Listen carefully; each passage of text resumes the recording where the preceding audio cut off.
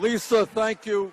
Thank you very much. And let me thank all of you for coming out. I can't quite see you, but I understand there are a lot of people out there. So thank you very much for coming. And I look forward to chatting with EJ in a few moments. But before we do, I just wanted to say a few words about the election and where we are today. Because I know there are a lot of people who are frightened, a lot of people who are extremely unhappy, and I would not be telling you the truth if I didn't tell you that Tuesday night was a very, very depressing evening for me. But I want to maybe begin by telling you that as a result of having the privilege and the opportunity of running all over this country, going to 46 states during my campaign, I ended the campaign far, far more optimistic than when I began that campaign. And the reason for that is all over this country, I saw extraordinarily beautiful people, working people, young people who love this country and who are determined to do everything that they can to make the United States of America the kind of nation we know we can become.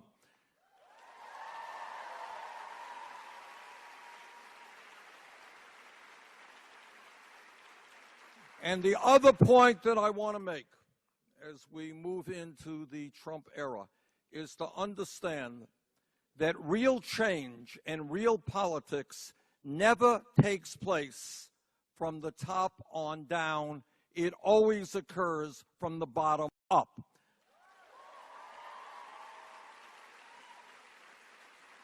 And what that means, in my view, is that when millions of people stand together and they refuse to allow demagoguery to divide us up by race, by the country we were born in, by our sexual orientation, when we stand together by the millions, we can stop Mr. Trump or anyone else from doing bad things to this country.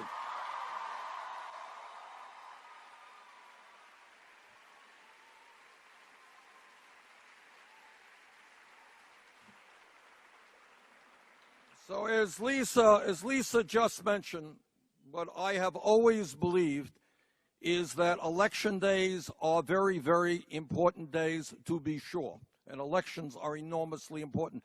But politics is not just about elections.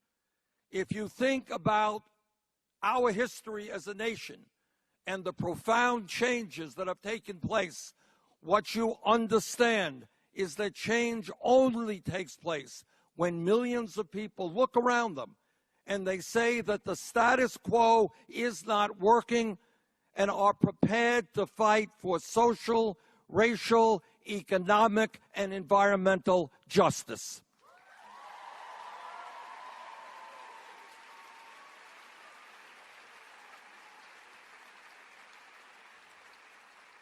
So I just want to, in terms of the election, make 3 points. Number one, in case you don't know, and I'm sure most of you do, Hillary Clinton ended up winning the popular vote by what we think, after all the votes are counted, by about 2 million votes.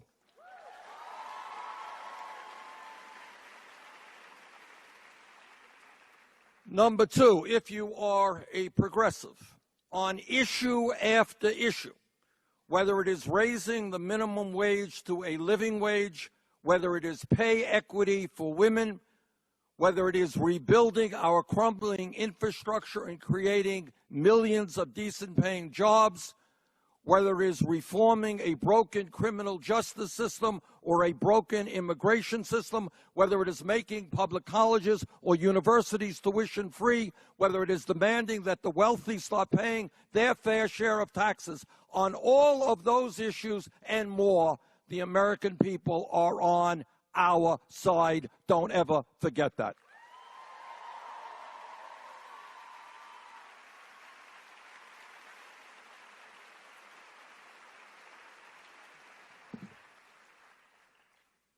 Now, during the course of his campaign, Mr. Trump, and I should tell you that in that campaign, I was as active as I could be during the last week of that campaign.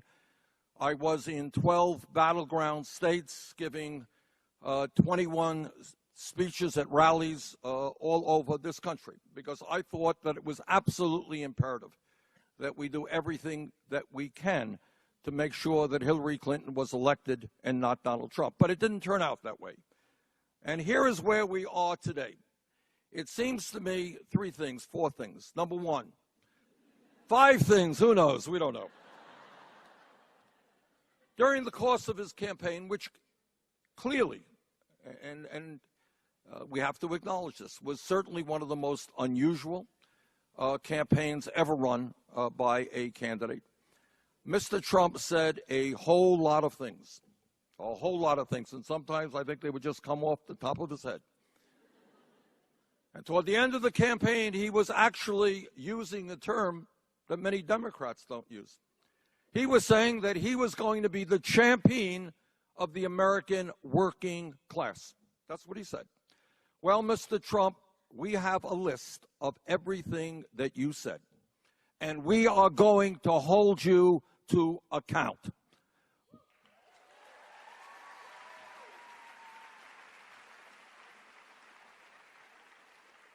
And what I think Mr. Trump did, and this speaks to why I personally believe we need major reforms of the Democratic Party.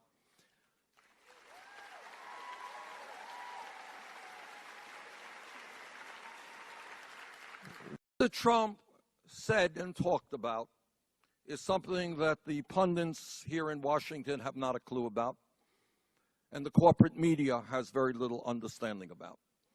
And that is that what he understood to be true, and it is true, is despite the fact that today we are far better off economically after 8 years of Obama than we were when Bush left office, that is true. There is another reality, and that is that all across this country, there are millions and millions of decent, good people who are frightened about the world that they are living in. There are mothers out there, single moms or young couples, who are making $30,000, $40,000, $50,000 a year. Mom and dad are working. They need child care for their children, and yet child care costs $10,000 or $15,000. How do you afford $15,000 for child care when you're making $40,000 or $50,000 a year? There are workers in my state who see an explosion in technology. They see the very wealthiest people in this country becoming phenomenally richer. They see large corporations enjoying record-breaking profits. And yet they are working not at one job, they're working at 2 jobs, they are working at 3 jobs. There are people all over this country who are 55, 60 years of age. They have worked their entire lives, and now they are going to be retiring soon. And you know what? Half of those older workers do not have a nickel in the bank for retirement. There are young people who went deeply into debt, $30,000, $50,000, $80,000 in debt in order to go to college. But when they leave school, they find that the only jobs they can get are jobs which pay them $12, $14 an hour, not enough to repay their debt. That is the reality for millions of people in this country. And that is the reality of a middle class which has been in decline for the last 40 years. That is the reality of 43 million fellow Americans who today are living in poverty, something that we do not talk about at all, not mentioned on television, and some in dire poverty. We are living in a nation which has a grotesque level of income and wealth inequality in which the top 1/10 of 1% now owns almost as much wealth as the bottom 90%. And that is the reality that Mr. Trump perceived to be true. And he said, I hear you are hurting. And I hear and understand you're worried about the future for your kids. And I alone can do something about it. And people voted for him. Now, let me just tell you some of what Mr. Trump talked about. And we're going to hold him accountable. Mr. Trump said,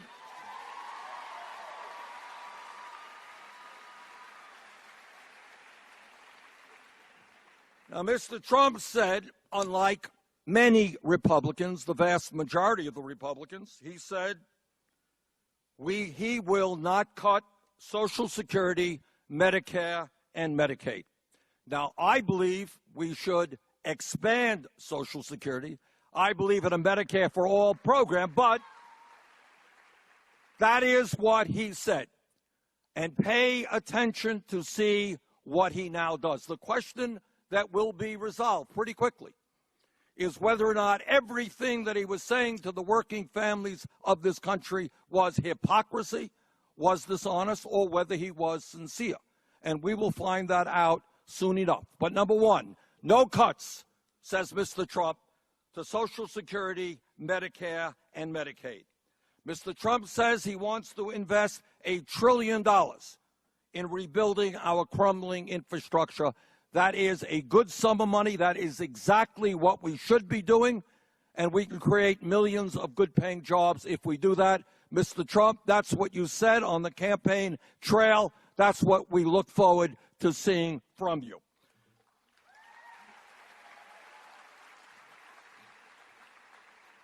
Now, I happen to believe federal minimum wage of $7.25 today is a starvation wage, that it should be raised to $15 an hour, a living wage.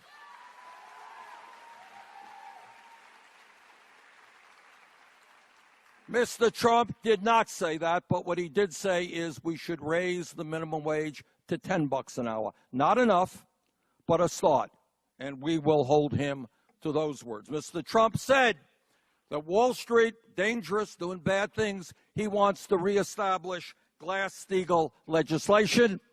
I look forward to working with him.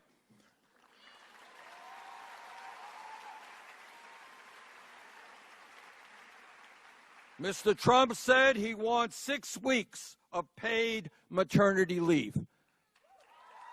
Well, every other major country on earth has, I think, at least 12 weeks of paid family and medical leave, but this is a start. This is a start. We look forward to working with him if he is honest about that. Mr. Trump said throughout his campaign, a cornerstone of his campaign, he wants to change our disastrous trade policies. And of these trade policies, I look forward to working with him to make that happen.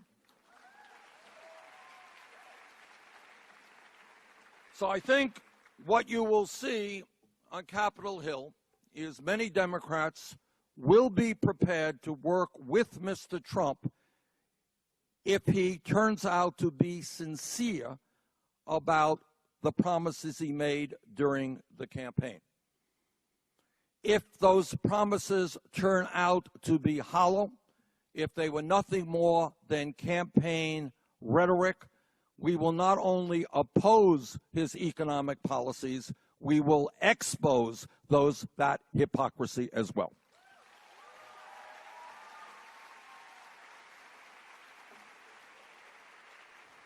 But there is an area where and I think I can speak for virtually every member of the Democratic caucus, will not be working with Mr. Trump. We will not be involved in the expansion of bigotry, of racism, sexism, homophobia.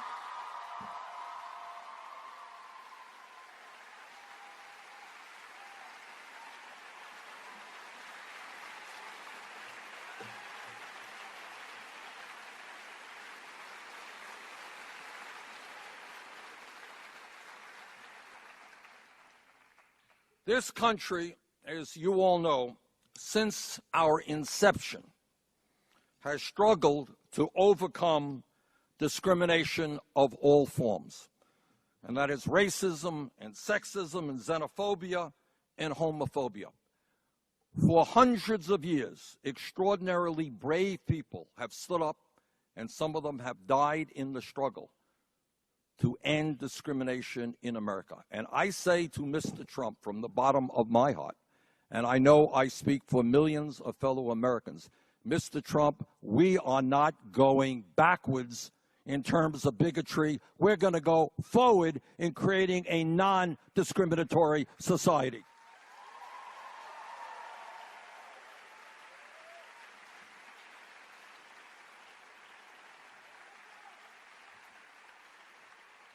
And in that regard, I call upon Mr. Trump to rescind the appointment that he made of Mr. Bannon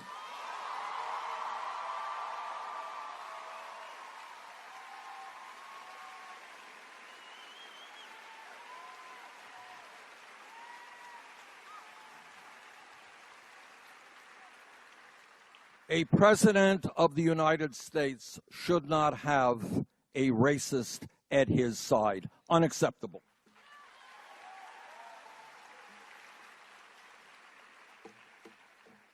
And there is another area which concerns me very much. And that is, despite virtually all of the scientific evidence, Mr. Trump, throughout his campaign, proclaimed that his view is that climate change is a hoax created, for whatever reason, in China. Couldn't quite figure that out. And I say to Mr. Trump, climate change is not a hoax. It is the great planetary crisis that we face. And that if we do not act boldly to transform our energy system away from fossil fuel to energy efficiency and sustainable energy, the planet that we will be leaving to our children and our grandchildren and our great-grandchildren will be far less healthy and habitable than the one that we have today. And this is an issue in which millions of Americans and people all over the world, this is not an American issue, this is a global issue, because if the United States backs down and gives up on the effort to combat climate change all over the world, China, Russia, India, other countries are going to say, why are we doing it? Why are we transforming our energy system? Look at America, they're not doing it. So millions of us have got to stand up and tell Mr. Trump to read a little bit about science.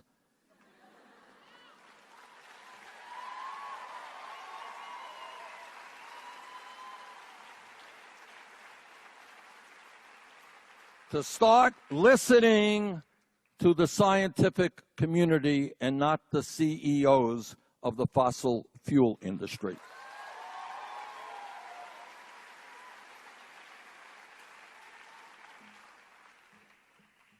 Let me just, before EJ comes out, let me just read a few words, a couple of pages, in order to get the discussion going from the very beginning, the introduction to the book. And this is what I wrote. When we began our race for the presidency in April 2015, we were considered by the political establishment and the media to be a fringe campaign, something not to be taken seriously. After all, I was a senator from a small state with very little name recognition. Our campaign had no money, no political organization, and we were taking on the entire Democratic Party establishment. And by the way, we were also running against the most powerful political operation in the country. The Clinton machine had won the presidency for Bill Clinton twice and almost won the Democratic presidential nomination for Hillary Clinton in 2008. When our campaign finally came to a close in July 2016, it turned out that the pundits had got it wrong, big time. We had made history and run one of the most consequential campaigns in the modern history of the country, a campaign that would, in a very profound way, change America.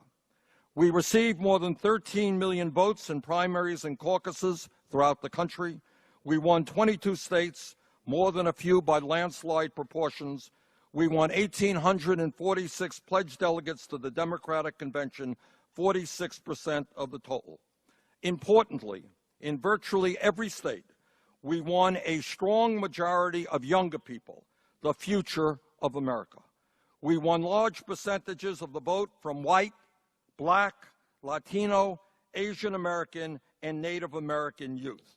We set the agenda for the America of tomorrow. Thank you.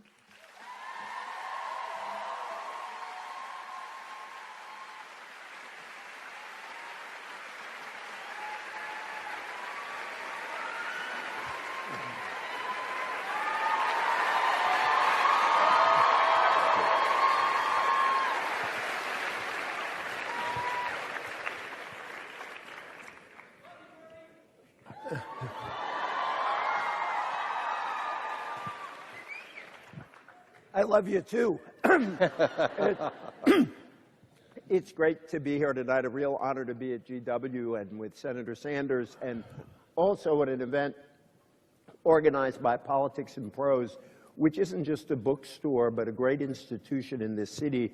It is, you might say, if you're in a Bernie Sanders crowd, a community organization. And what they do to organize public discussion and public debate is extraordinary, and I am just very happy to be here for that. But this is a grave and serious moment, and I'll get to this. Senator Sanders, in his book, has really nice things to say about the media, about its tendency He's kidding. Its tendency to focus on side issues. But precisely because it's a grave moment, and because you have written this book, Senator, there are a few moments at the beginning of the book about yourself that that I didn't know, and that I think people in the audience, as they approach the book, might be interested in knowing. I did not know, for example, that the Boy Scouts made your political career possible, in a manner of speaking. And I just love you. I want to ask just a couple of things about your early life. The Boy Scout story is quite wonderful. For every student athlete, I want you to know that Bernie Sanders got cut from his high school basketball team. They were obviously influenced by the corporate media, that coach. But you went on to become a track star, a runner. I was curious, and with this you have in common with President Obama. You're a democratic socialist, but you are a very competitive person. And I'd like you to talk about sort of those two experiences, and I have one other early life experience before we get to the other questions. And by the way, thank you all. I went through hundreds of questions back there. You've asked excellent questions. I've tried to lump some of them together in categories, and there are some I'll ask specifically. But the Boy Scouts, basketball, running, and sports. I grew up in Brooklyn, New York. Some of you have heard of Brooklyn. And I grew up in a lower middle class neighborhood. I lived in a rent-controlled apartment. Our family did not have a whole lot of money. And what I mentioned in the book, which I think had a profound impact on me, and this is one way the world has changed, not necessarily, I think, for the better. When we were kids, EJ, what we would do is we go out into the street or into the schoolyards, and we would play ball from morning to night. And we did it all ourselves. We didn't have any coaches. We didn't have any referees. We worked it all out. And it was, and as I think about it in retrospect, it turns out to have been a very democratic approach. Everybody knew. You couldn't bullshit anybody else. You knew if you were the best ball player or the third best. Everybody knew it. There was no argument about that. And we worked it out whether you were safe at second base or not, who brought the bat, who brought the ball, whether we were going to play football or punch ball or baseball. It was a means of young people without adult supervision working out things so that they can play actively and fairly, choose up their teams, decide who wins or loses. If we're playing basketball, it's a three-man game. My team beats your team quietly goes to the side, another team comes on, they beat me, we go off to the side. Everybody understood the rules. It was really interesting. It was very much a democratic approach to how we do things. Now, what happened is our family didn't have a lot of money, and in the summertime, my parents would send my brother and me, or him early, he was older, to Boy Scout camp, 10 Mile River Boy Scout camp in Narrowsburg, New York. And we went up there, and I said, my God, look at this. This is the country. There are stars in the night. Who knew that? And we slept in lean-tos, which were small structures without any doors. The mattresses that we have were literally hay put into sheets. It was a pretty primitive way of living, but I loved it. I really did. That was my first introduction to rural life, and certainly influenced my decision early on to move to the state of Vermont. By the way, Senator Sanders still remembers, I quote the book, I ran the mile in 4:37, fast enough for third place in the New York City Indoor Mile Championship.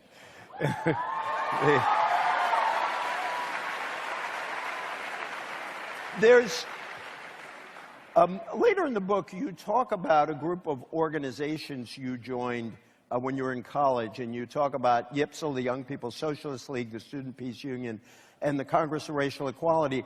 In the book, you don't actually talk about why you joined the Young People's Socialist League. What was it about democratic socialism at that moment when most Americans did not think of themselves as democratic socialists? I guess not that many do now, but more than then. What made you join YPSL? Well, you know, you're asking a profound question of which I can't answer. That is, you're really asking, how do we turn out the way we turn out, and why do we become the people we become? Ever since I was a little kid, I really did not like to see bullies. I didn't like to see, you know, stronger kids picking on weaker kids. I didn't like, you know, discrimination, and I didn't like that. I didn't like power plays on the part of people who had the power. But that was just kind of instinctual. And, you know, as a kid, I felt strongly about racism and poverty. And when I went to the University of Chicago, I was not a good student, but what I did do was spend an enormous amount of time down in what they call the stacks of the library. It was a very good library, and I would bury myself in there, reading everything that I could read about history and politics and sociology and economics and psychology. I did a whole lot of reading. I was was not a good student, let's say that. But I did a whole lot of reading. But what the Young People's Socialist League did to me, it helped me put two and two together in my mind. In other words, we don't like poverty, we don't like racism, we don't like war, we don't like exploitation. What do they all have in common? And people say, well, you know, I'm against poverty, but why, for example, at a time when we are the wealthiest country in the history of the world, why do we have 43 million people living in poverty? Why do we have such an unfair distribution of wealth and income? What does wealth and power mean? How does it influence politics? Money always played a dominant role, a very important role in who gets elected. Now, as a result of Citizens United, it is far worse. Who decided that World War I would take place? Who even knows why we went to war in World War I? What was that about? Who makes these decisions? So what my studies tried to do is put two and two and two together. And that is why, you know, I kind of evolved to an analysis which tries to explain to me what goes on in the world today and then. One other thing that I noticed in the book in personal terms is you come back to clothing a number of times. And one of the first crisis you faced when you were elected mayor of Burlington, and I quote, was purchasing clothing suitable to the mayor. At the time, I didn't own a suit, just one or two corduroy sports jackets and a few ties. It wasn't my intention to become the best-dressed mayor in America, or even to wear a tie all that often. I thought, however, that a little sprucing up wouldn't hurt. Overnight, my wardrobe doubled in size. Could You know, and I also said that's absolutely true, as the people of Burlington, Vermont will attest to. But what's also true is a few years ago, I had the distinction of being named by some inside the Beltway magazine here to be the worst dressed member of the United States Senate. And all, thank you. And all I can say, if you think I am badly dressed now,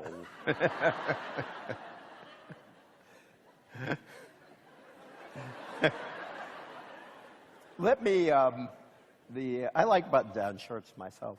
Let me move to the political a little bit, and this will move us to the questions. When you talk in the book about thinking of running for president, you have some interesting things to say about Mrs. Clinton. On the one side, you talk about an experience you had with her explaining her health care program, and you write she knew that plan backward and forward. She also answered question flawlessly. 25 years later, this is when President Clinton was trying to pass health care reform.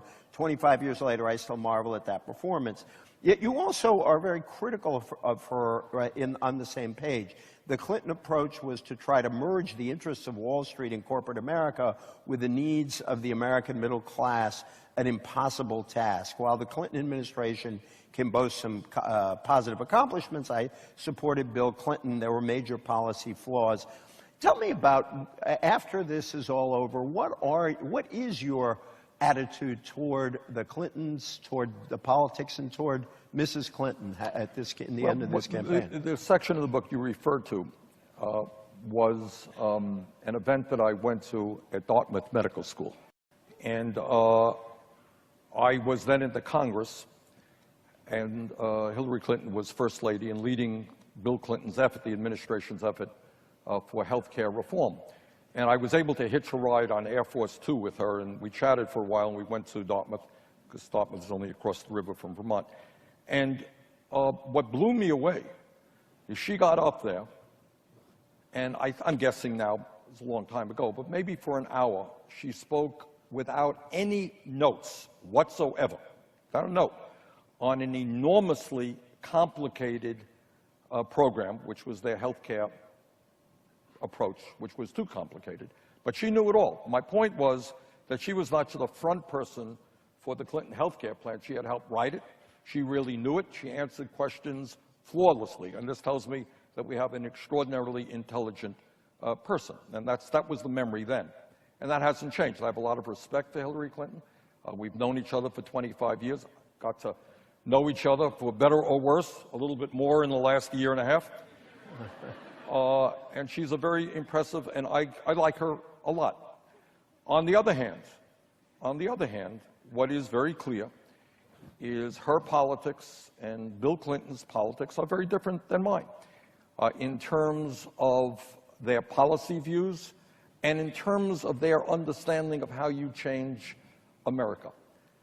In terms of policy, it was the Clinton administration that brought forth NAFTA, and I suspect if a Democrat had not been president at that time, NAFTA would not have passed.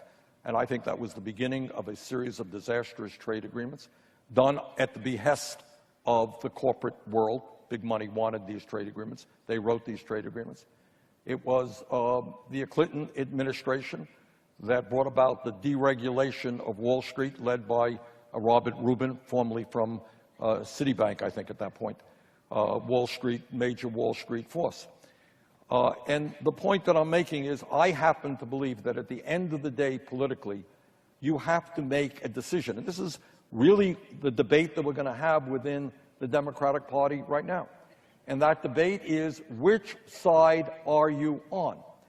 Can you go out and raise substantial sums of money from the wealthy and Wall Street and other powerful special interests and then convince the American people that you are on the side of workers and the middle class?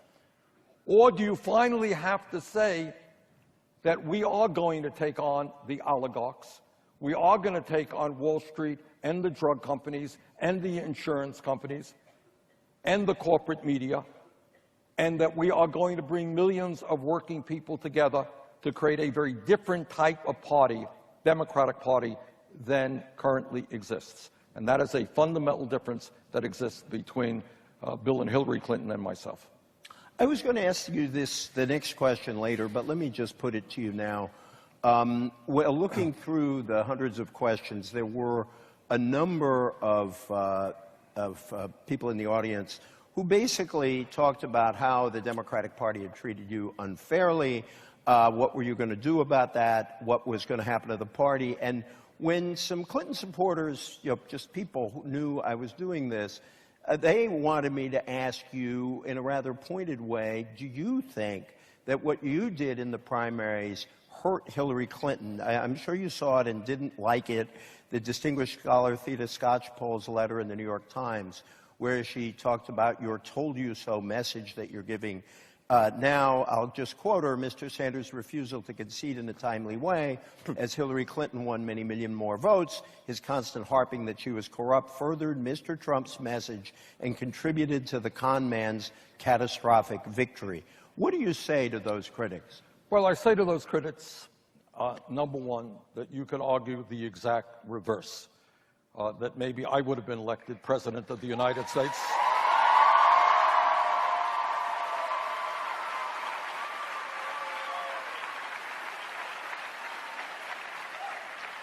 But the presumption behind that question is that I guess we should anoint candidates for president, that a serious debate or candidates competing against each other is somehow a bad thing for democracy.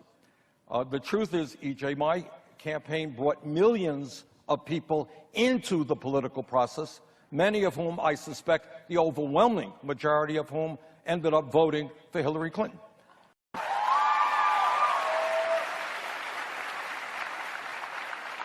But the second point, dealing with the first part of the question, I think many people have read some of the Wikipedia, the Podesta emails that were released. And, if you read those emails, I think you learn that, to say the very least, the DNC was not a neutral force in the campaign. That's to say the least.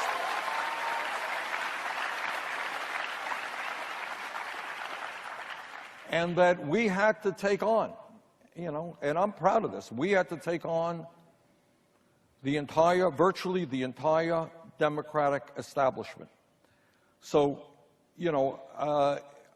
do I think our campaign, in a sense, made Hillary Clinton a better candidate? Yeah, I do. And I'll tell you why. Because by the end of the campaign, she was against the Keystone Pipeline. By the end of the campaign, she was against the TPP. By the end of the campaign, she was supporting making public colleges and universities tuition-free. And I think those and other ideas that we incorporated into the Democratic platform,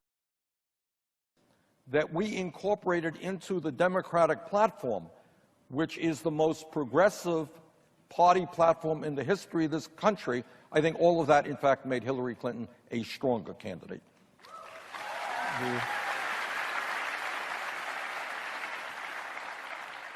By the way, I don't think the Skocpol letter was saying you shouldn't have run. It was a critique of what you did after the votes were counted, after California. Apparently, people thought that people in California and 4 other states on June 7th should not have a right to determine who they wanted to see as the Democratic nominee. I'm talking about after California. No, after California, this was my approach.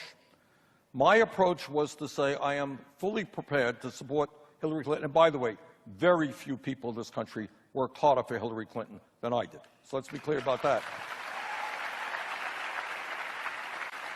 But what I was also determined to do is to say to Secretary Clinton, okay, we got 13.4 million votes. Obviously, you want those votes. I understand that. And I want you to have those votes. But you know what? I want you to speak to what many of those people told me during the campaign. They want to make public colleges and universities tuition-free. They want to expand health care. They want you to be a more progressive candidate. And that, in fact, ended up happening, and I think that was an asset and a positive thing for Secretary Clinton's campaign.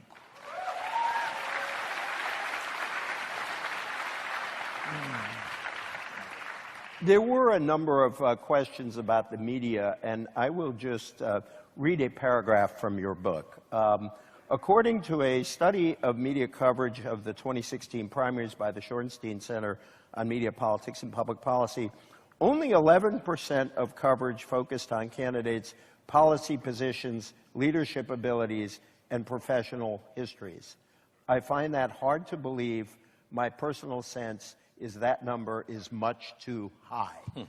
A couple of things on that. Talk about your critique of the corporate media, and how does that fit in with the fact that Donald Trump has been waging a campaign on the media as allegedly liberal and is clearly trying to discredit, if you will, factually oriented media? How does your critique fit with Trump's critique? Okay. Well, it doesn't fit at all. I thought you might say that, but... But here is the issue. It is, in fact, I think the title of the chapter is "The Corporate Media, a Threat to Our Democracy." This is serious stuff, and it is all the more serious because you're not going to see it discussed on television. It's not going to be. And it's not going to be in most newspapers. But here's what you got.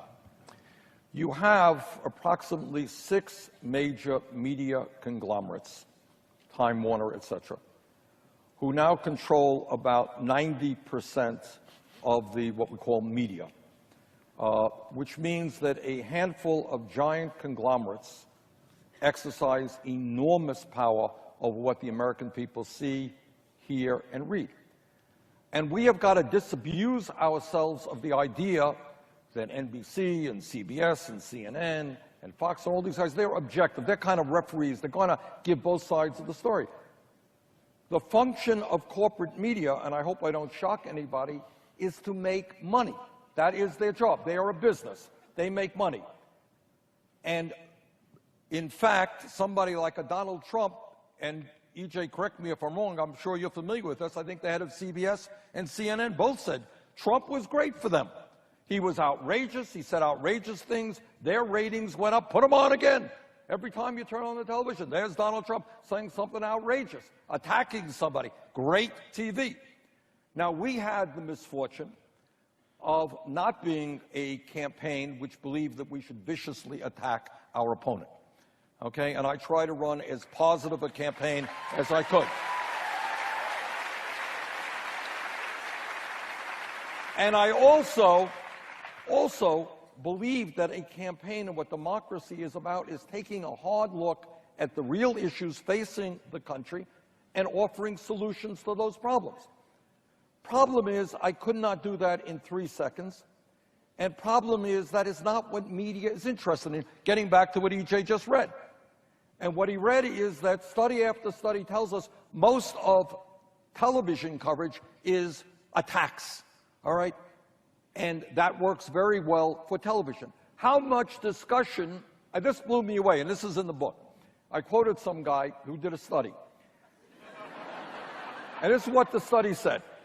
Study said they looked at television over a period of time, and they wanted to see how much discussion there was of poverty on television. I think it was the evening news, or Sunday news shows, I can't remember. Turns out that 2/3 of the entire discussion of poverty was based on things that I said. Now, that is pretty pathetic, that one candidate does 2/3 of the discussion about one of the most important issues facing this country. Do you know how much discussion there is about climate change on the evening news? Virtually none.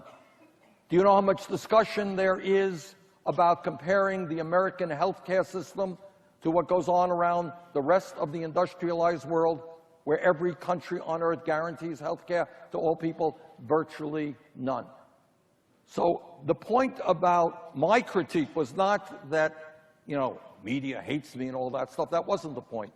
The point was that in a democracy, we need serious discussion about serious issues, and that is not what the corporate media is giving us.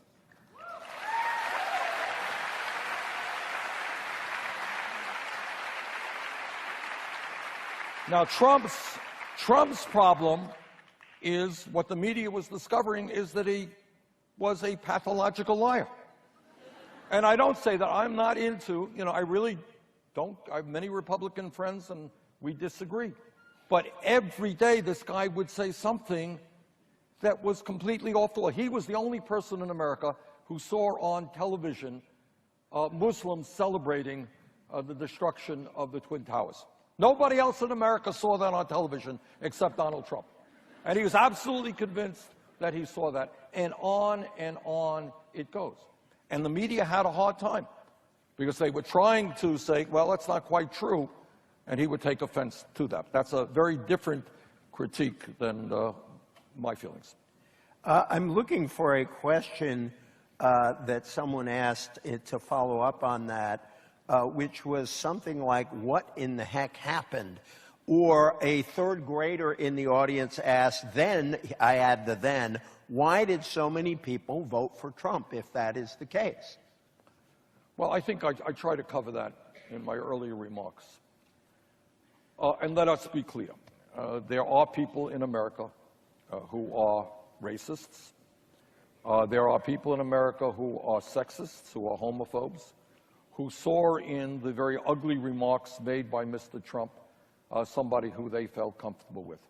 But let me also say, I believe that those people are a very small minority of the people who voted for Mr. Trump. As I said earlier, I think what Trump tapped is the sentiment that there are millions of working class people, totally ignored by the media, totally ignored by the establishment, people who are hurting. Do you know, E.J., I'm sure you're familiar with some of the studies that have recently come out, where you have, in many parts of this country, working class people are seeing a decline in life expectancy. Have you seen that? Where they, in an ahistorical way, unprecedented around the world, you are seeing people who are living shorter lives than their parents because of the despair which leads them to drugs, to alcohol, and to suicide. People are hurting. They're worried about their children. They are making $10 an hour or $12 an hour, and they're not going anyplace, and they're worried that the kids may even do worse. They're worried about what happens when they get old. Trump said, I hear you. And I alone, I know how the system works, and I alone can improve your life. So I think a lot of people gave up on the Democratic Party in terms of standing up for working people, and they said, okay, I'm going to go with this guy. But let me also say, and we should not forget this, that Trump enters the White House as the least popular person in this position in the history of this country.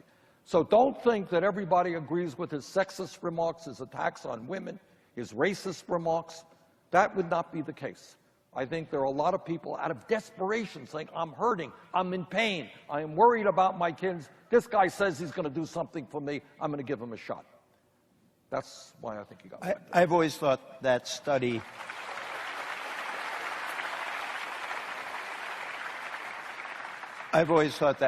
explained a lot about this election, and its authors referred to them as despair deaths in the working class. I want to lump three ideas together. First, I have to give a shout out, and forgive me if I get your name wrong, to Megan Fong-McKin. The reason I give her a shout out is that today is her 21st birthday, and she skipped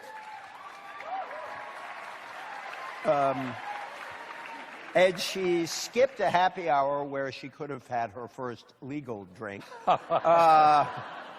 And she asked a question. I'll just read the way she put it because I thought it was a lovely question. And I want to link it to several others. She said, there are so many people who say young people are only activists because they are millennials who are idealistic and think it's cool. How did you combat this when you were 21? What advice would you give to us? Then there were a whole stream of questions about what do we do now about the election of Donald Trump. And so to those two, I want to append my own, which is, in your remarks tonight, you talked about how you look forward to working with Trump on a whole series of issues. Then you criticized him for naming Steve Bannon. You criticized his racism. There is, as you know, a very strong fear in the progressive community of normalizing Trump at all, a real fear of an authoritarian streak. Masha Gessen, a wonderful, a really courageous Russian dissident, wrote a very powerful piece last week about autocracy and how autocrats very slowly make us think that the abnormal is normal, and before you know it, your rights are gone. Harry Reid has been very vocal in saying it's Trump who has to win our confidence. We don't owe it to him. How does the working with him fit with the need to resist normalizing this? And then to go back, what do you tell Megyn and all the people out there who asked, what do we do? Let me start off with Megyn and say that, as I try to suggest early on, that every person out here is enormously powerful if you are prepared to use your power. And that in a democracy, we are strong when people stand up and fight back. And we are weak when we do not do that. So what I say to Megyn and to everybody here and to everybody in this country, the majority of the people in this nation are not racists, they're not sexist, they're not homophobes. And if we stand together, Mr. Trump will not be able to implement policies that are racist, sexist, and homophobe. Second of all, I think what we also have got to recognize, and what Trump's success was about, which the media inside the Beltway people do not understand, is there are millions of people who are hurting. So what we are going to do is say to Mr. Trump, you told us in the campaign you were going to take on Wall Street, but now a lot of Wall Street advisors are flocking to your campaign. Are you going to be a hypocrite, or do you have the guts to do the right thing? You said you're going to rebuild the infrastructure and create millions of jobs. In other words, our job is, when he comes up with ideas that make sense for working people, I think we should be working with him. When he is racist and sexist and homophobe and Islamophobe, I think we are going to be vigorously in opposition. And I think on climate change, there is no compromise. We have got to mobilize the American people.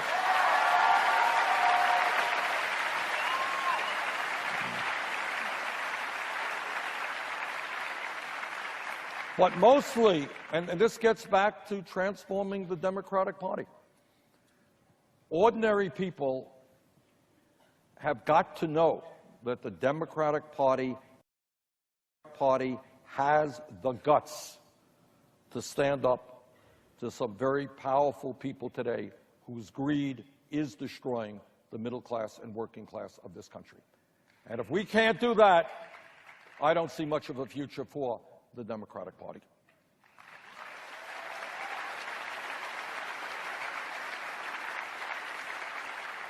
I just want to pass along a thought from a Canadian. The Canadian NDP is looking for a new leader. Could you propose yourself? I'll put that aside. And the other, I like the chutzpah here, internship with question mark with a phone number.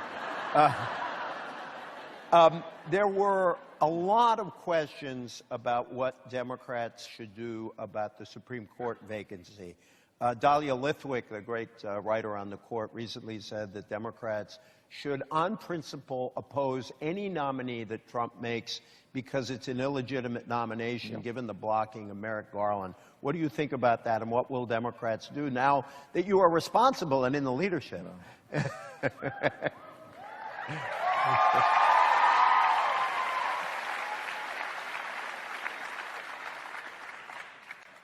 I can only speak for myself. I don't want to speak for everybody else. But I think the questioner makes, or the writer that you quote, makes a very good point. Look, the Republican Party has been extraordinarily arrogant in recent years.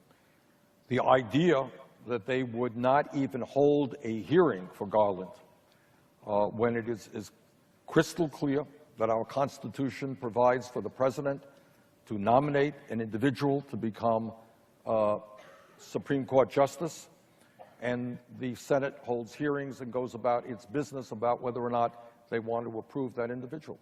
And the Republicans refuse to abide by the Constitution. And I think if the Republicans think, oh, we're going to bring forth our person, and we expect you to go along with quick hearings and to vote for this person, to say the least, I think they have another thing. They better think twice about that.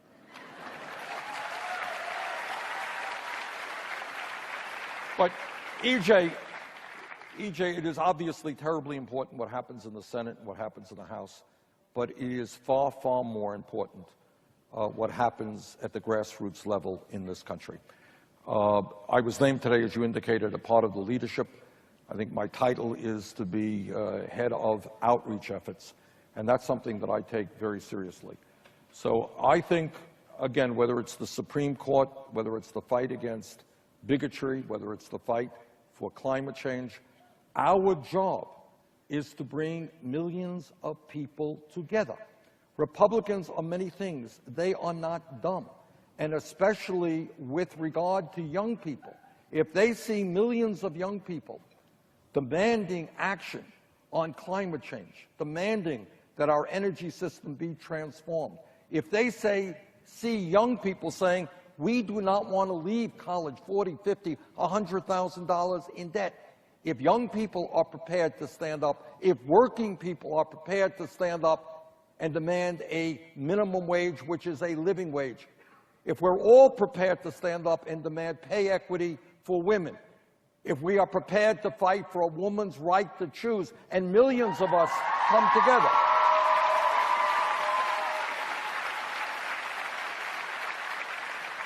it is no secret. I mean, everybody here knows it. Republicans will control the presidency, they'll control the House, they'll control the Senate, they control almost 2/3 of the state legislatures around the country. That is the fact. Our job is to take politics outside of Capitol Hill, and that is to mobilize people. And if the Republicans, Mitch McConnell or Paul Ryan, these are not dummies. And if they look around and they say, we are about to lose an entire generation of young people, we'd better move. We'd better become more reasonable in our approach. I believe we can do that, but our job is to mobilize people to stand up and fight back. Let me ask you a Bernie Sanders-like question right back to that, which is you've spoken over and over again about the corruption in the political system, the power of political money. Young people have voted against the Republicans now for 3 or 4 elections in a row. People have mobilized on climate change. They haven't moved at all. How can this penetrate? And it goes to a series of questions here on the links between protest politics and protest movements against Donald Trump and other forms of political action. How do you answer that? Because if what you say is true, there should have been some movement from the Republicans quite a while ago. Well, the political difficulty that we have, and this frightens me very, very much and should frighten every American, is that we are rapidly losing our American democratic traditions. And by that I mean in Vermont, we have town meetings, people come out and they yell at each other, and it's one person, one vote. Democracy wins. What we are seeing now as a result of this disastrous Citizens United Supreme Court decision is the ability of billionaires to buy elections. And let me be very clear about this.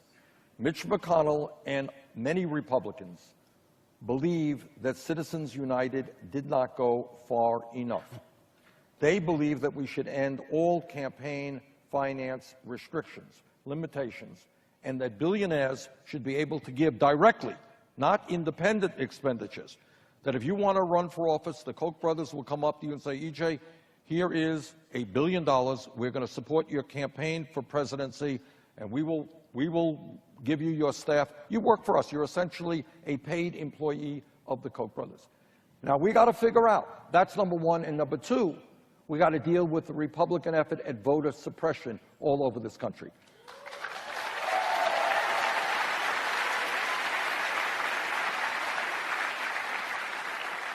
And I just spoke with Jesse Jackson today, and he is deeply concerned about what's going on in North Carolina and elsewhere, where very intentional efforts, as you all know, designed by Republican governors and attorney general to make it harder for people of color, for poor people, for young people, or old people to vote. So we got a lot of work on our hands, let me tell you. I mean, this is not easy stuff, and it's not good enough for people to say, well, gee, I went to a demonstration yesterday, the world didn't change, I'm giving up. That's not the way it happens.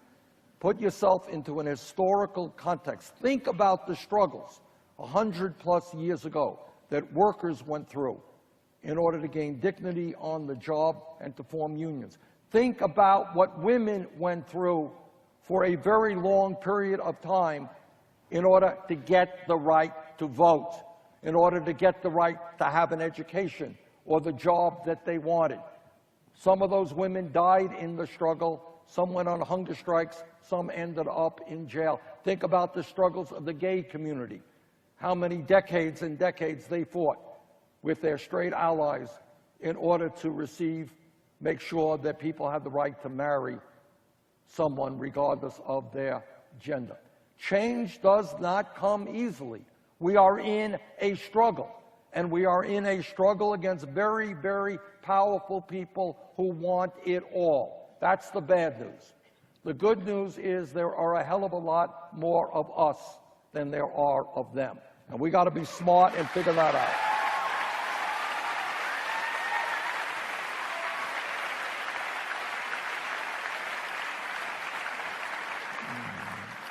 There were two questions in the pack that I thought a lot of people in the audience might be interested in hearing you answer. One from Will was, what did you think of Larry David and how he played you on Saturday Night Live?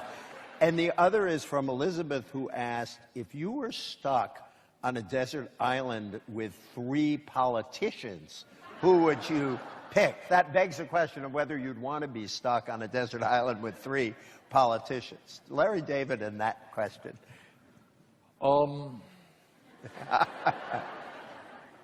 E.J., I got to tell you this. I am Larry David.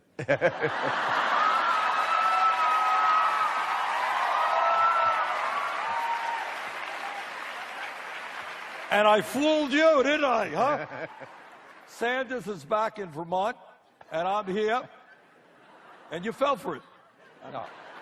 I've always wanted to meet Larry David. I'd only met Bernie Sanders.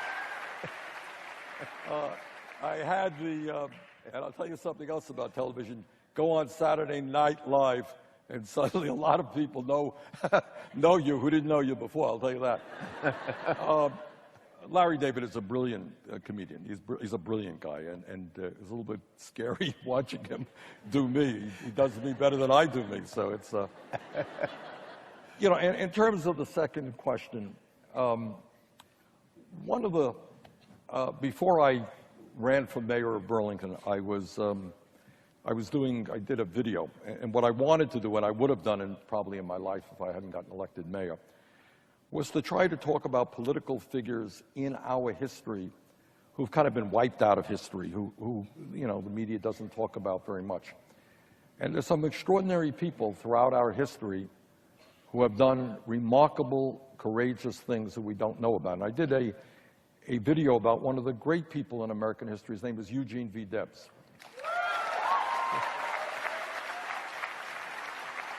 Now, I would be surprised if 10% of the American people knew who Debs was. And yet Debs was one of the original great leaders of the American working class, helped form the American Railway Union, brought together a lot of disparate unions into one large union. In fact, developed a program along with the Socialist Party of his time. He ran for president on the Socialist Party 6 times, including once from a jail cell because he opposed World War I. And he was sent to jail, and he got 1 million votes from a jail cell.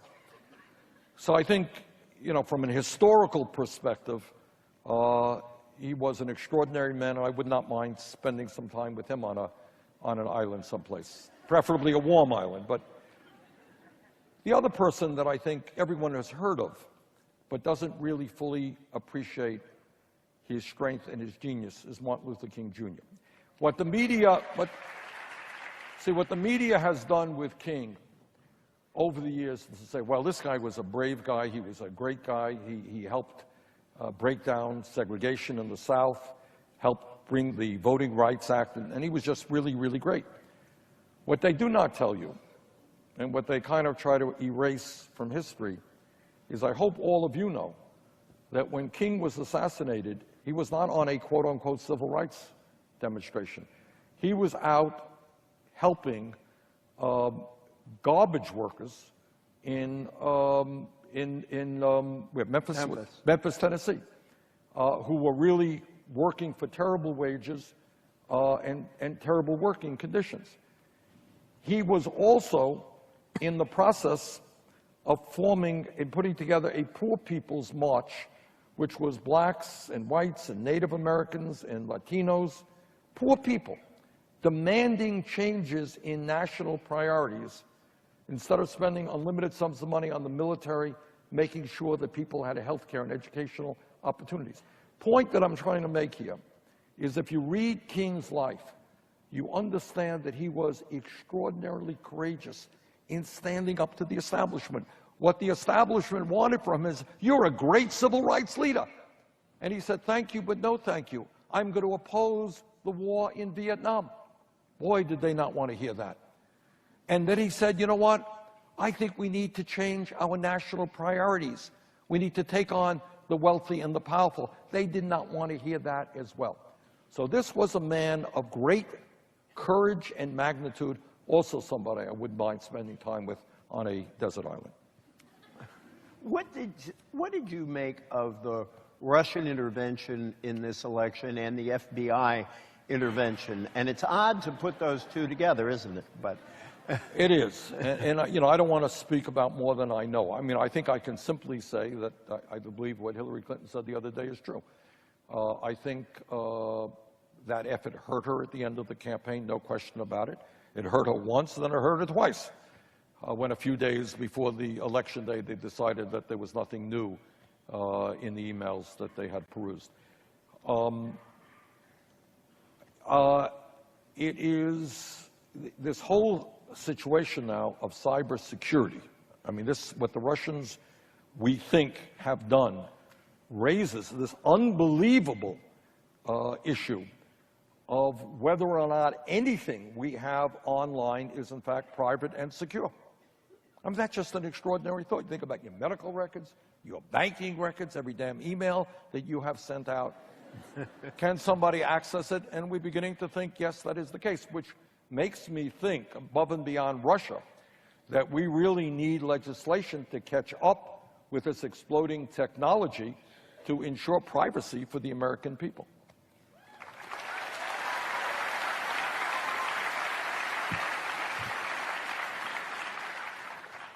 Two other issue questions that came up a lot from this very issue-oriented crowd.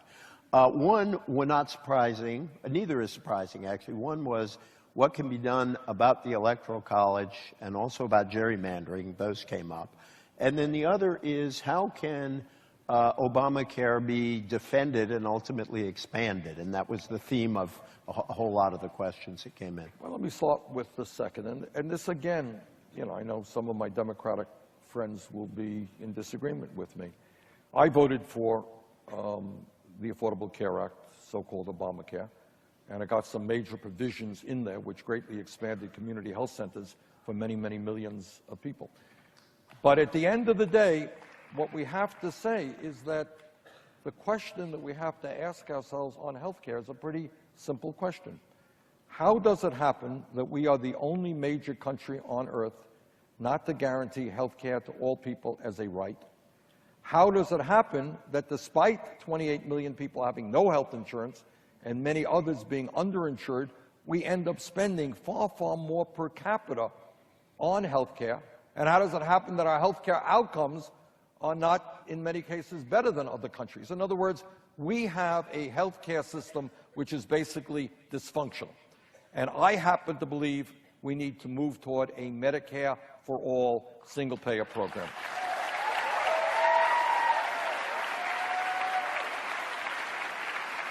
In terms of the Electoral College, as we all know, Electoral College. Hillary Clinton got, we think at the end of the day, maybe 2 million more votes than Mr. Trump, but she's not going to be the President of the United States.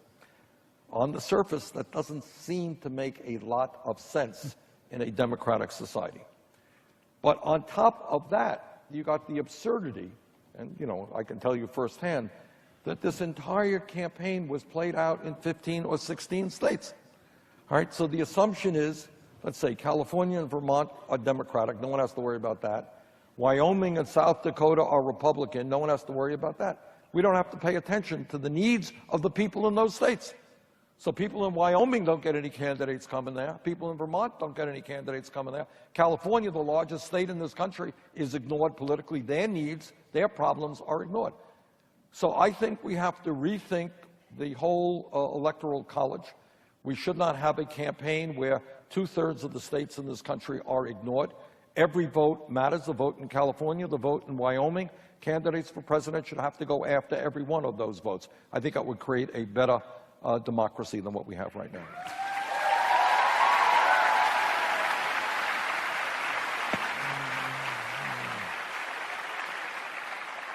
EJ, EJ. I'm going to ask the last question. Well, two more. You have two more. I'm sorry to be the bearer, but we could go on forever.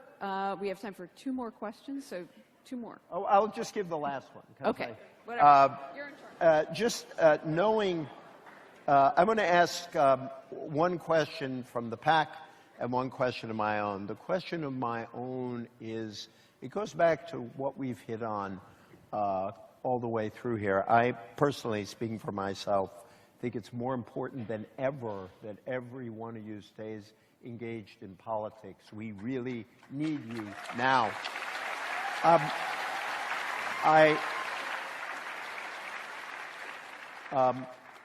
Sort of short term, I want you to give people advice about how to act between now and the inauguration and how to build a lasting movement. And then given the tenor of this particular crowd, I thought I had to ask this last question, which is, are you going to run in 2020?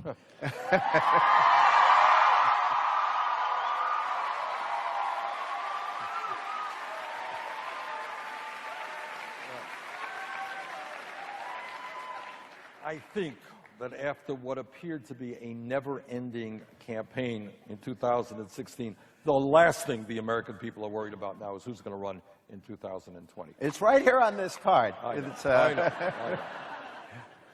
But the first question is the more important one, as what do we do? And this is what I think we do. We make it clear that as a people, we will not accept for 1 second bigotry of any kind, racism, sexism, Islamophobia, xenophobia. We are not going to sit by while a handful of people in the White House decide to destroy families and deport millions of people. We are not going to sit by and allow those things to happen. The second thing that I think we have got to do is on issues like rebuilding a crumbling middle class, dealing with climate change and transforming our energy system. We have got to mobilize people around progressive politics. And here is the good news. The good news right now is that the vast majority of the American people, not the Republican leadership in Congress, but the vast majority of the American people believe we should raise the minimum wage to a living wage. And when we mobilize millions of people to make the White House and the leadership in the House and the Senate understand that, it becomes at their peril to ignore that reality. Climate change is a tougher issue because, in fact, Trump campaigned in opposition to transforming our energy system.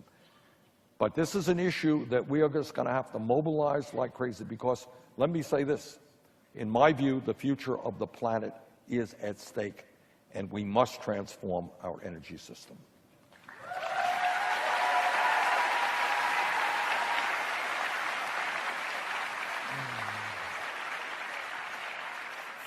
Thank you, Senator Sanders, and thanks to this extraordinary crowd.